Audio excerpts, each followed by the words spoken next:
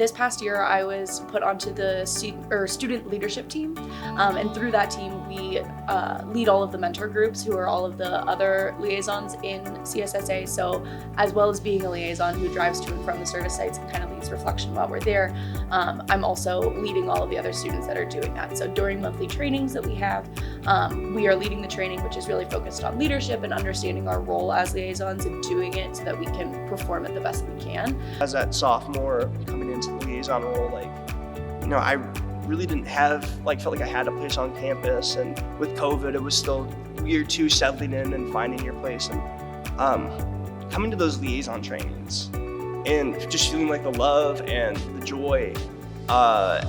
Every single time we had one of those meetings, I was like, this is amazing. Like, we're all here for our part, because we're passionate about service. We're all here for our love of service. And I've just never had that chance to have all these people that are like-minded come together and kind of, share their passion about this. On campus, I'd say that CSSA is one of my favorite communities. Our monthly trainings really are just a highlight of every month. Everybody is so fun and so welcoming and warm.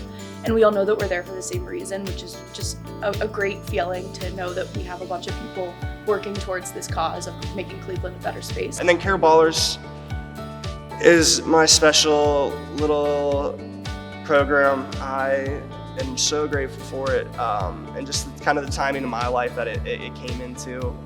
It was a big part of John Carroll before COVID and some internal issues at the JDC. So I was really grateful to be a part of that team that was bringing it back on to John Carroll. So I started Writers in Residence when I was a freshman, a scared little freshman who had no idea what she was doing. I remember being nervous to walk into a juvenile detention center. I had no idea what to expect, but I did feel some kind of calling to do that service because I always had a love for writing, and I wanted to be able to use that to help somebody else. And I still remember to this day my first session that I went to, and I was almost completely silent the entire time. I did not say a word. I was just kind of observing. And then week by week, I was warming up a little bit, getting to joke around with the boys and starting to feel myself come out. And now as a leader, I'm probably the loudest in the room. We are all laughing all the time, having so much fun. I love getting the chance to kind of pull things out of everybody when we're there because it is such a safe space, and I love making it known that it's a safe space. And I love to be the first one to open up. I think that that's really a testament to where I was and where I am now. It's been great just for the mental portion of it, but then also too just getting out there and getting to expand your perceptions and your connections, especially like Boys Hope, Girls Hope. I wasn't a summer in the city intern, but I worked out separately and applied through Boys Hope, Girls Hope, and I wouldn't have done that if it wasn't for that. I wouldn't have worked at Ohio, wouldn't have been a part of the Ohio Innocence Project if it wasn't for CSSA. I wouldn't have sparked my passion and concern for criminal justice and incarceration. So everything would have been different, really. It's crazy to think about, but so much of my future has been impacted through CSSA, and it's been in the most positive and productive way that I can think of. I have felt the want to pull my friends into it too, so that's been really cool to kind of see that all happening. But even more so, my mentor group.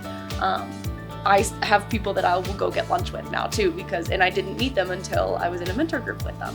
And so just having that community where that they're like-minded and they want to pursue those same things, but they have completely different backgrounds and completely different majors and completely different interests has been so amazing, because I am opened up to so many more people, different people, but we still all have that heart for justice and that heart for social work. Every time I come to the office, I'm like, oh, this is my favorite place on campus. My face lights up every time I'm in there. It's just the amount of good that's being done, and the love that's being shared with everyone. And I don't think you find it on many other college campuses either, where you have a department like CSSA that's as uplifted as it is on campus. I'm so grateful for that, where we can, we can have students, student workers do this. So it's incredible, but it's really just the whole thing's enabled me to dream for my future. I hope that they get excited about CSSA. I hope they see the incredible work that we've done and how it's not only impacting the students at John Carroll, but also the community, but also seeing the individual face to a name, you know? That I think is the biggest thing, is just seeing the impact and how much people love CSSA and how incredible it has been and impactful it's been for each student individually. It's been amazing. It's been life-changing. I've said that a lot, you know, but all my experiences through CSSA have truly been that. They've truly like left an imprint on my time here at John Carroll. And I think like there really isn't any aspect of my time that I feel like hasn't been influenced in some way through service, you know, at least service in some way. Service is amazing and everybody should get the opportunity to do it, and John Carroll does a great job of providing that.